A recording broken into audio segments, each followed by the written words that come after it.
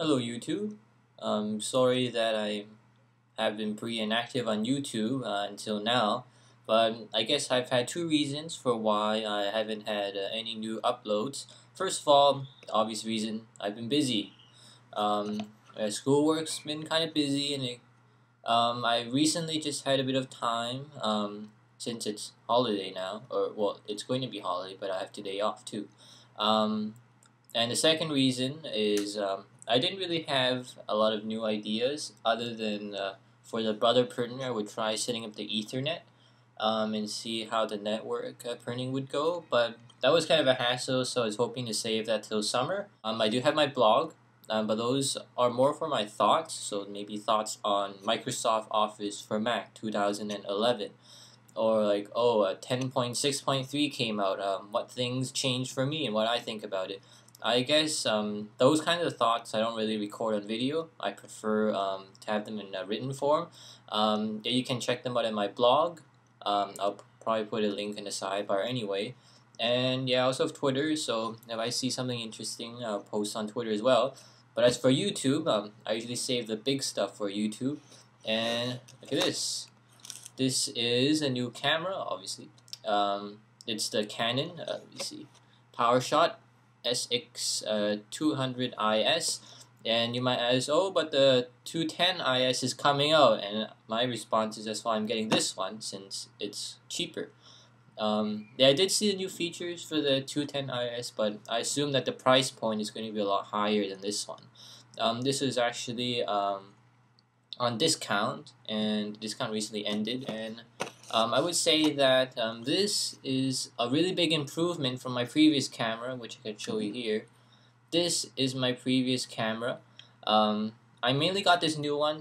I'm not really like a professional or like really into like photography or anything like that, but I just wanted to kind of get into it. I do see it as interesting. And this one doesn't have a lot of advanced features, just like such as changing like the aperture or an exposure. Well, I guess it does have limited exposure time changes, but I want a more advanced camera. And another good thing about this camera is that it can take 720p, like HD videos. This at first I thought I would use this camera to take YouTube videos, but I soon realized that it only takes video and not audio for some odd reason. I thought it would take both video and audio, but it didn't. And another shortcoming is the AA battery. Not really fond of this camera, but kind of worked, I guess.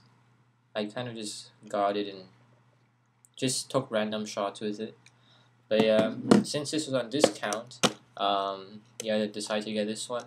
So yeah, pretty plain box. On the back, it talks about some system requirements, and yeah, big picture in the front. So let's get to the unboxing. Sorry for the long intro.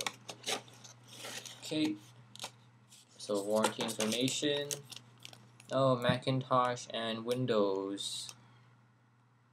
Oh, there's no Zoom browser for Mac. Interesting. I always thought there was one. Yeah, on the Windows side, before I use iPhoto on Mac, I used their Zoom browser. Actually, not Zoom browser. It was I think it was called Image Capture.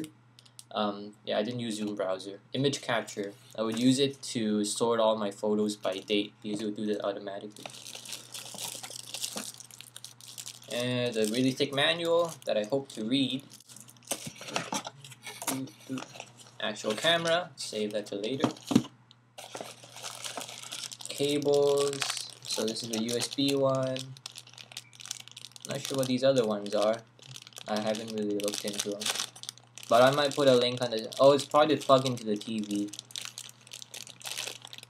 Yeah. Probably. A battery charger. Oh.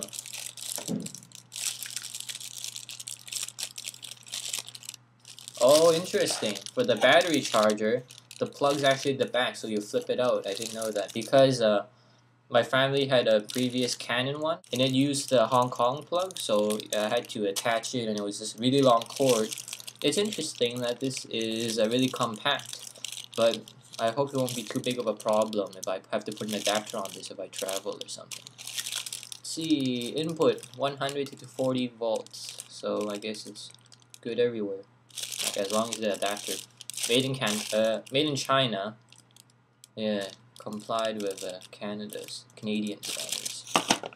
And the strap and the battery, yeah, nothing much there. Well, now for the actual camera.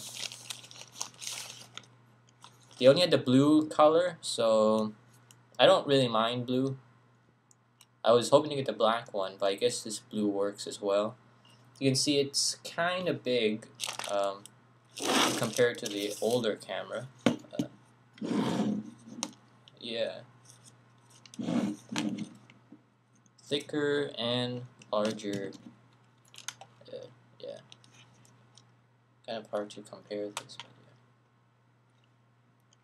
Too bad it's not from Canon, or else I could compare the controls.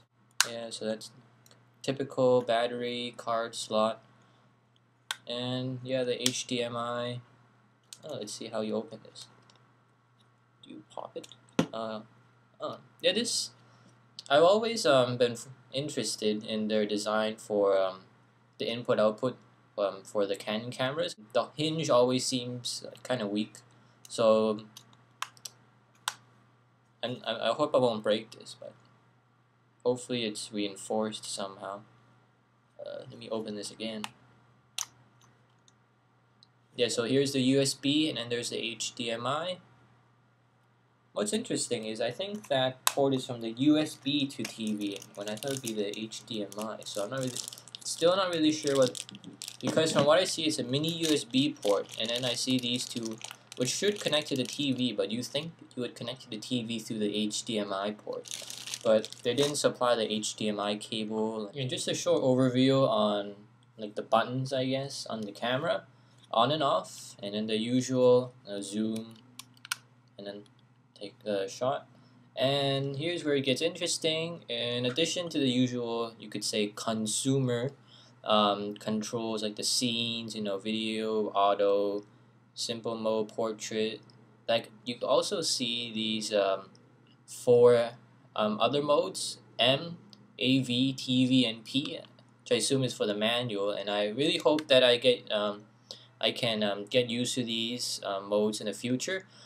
This is one of the big reasons why I want to get this camera, so I could familiarize myself with the manual shooting modes, so that I can hopefully take my shots better.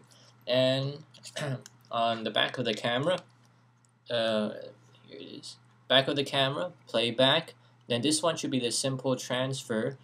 I guess this is to kind of scroll, and then it has exposure, macro, timer, flash, display, menu, the usual, and that should be it. This is a mount, and then I showed these before, and here's the strap. I guess it looks okay. And I'm kind of debating whether I should get a case for this, since the dimensions are kind of large, so I guess I'll see how it goes, but perhaps I'll get a case for this. But I really hope I can get like a LCD screen protector, because it's a really big LCD screen. I don't want to scratch it or have a lot of fingerprints on it. What I forgot to mention before was now I have this HD camera. I can take more YouTube videos, so I can even bring it outside. I'm actually charging the battery right now. Hopefully later on I can take a sample shot outside and show you how the video looks. I guess this is a kind of long unboxing. I'm sorry for that, but it's an unboxing of the Canon SX, it's Powershot SX200 IS.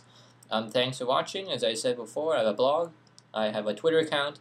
It'll be in the sidebar, and if I find out anything new about this camera, I'll probably either post in my blog or I'll have a video. So thanks for watching.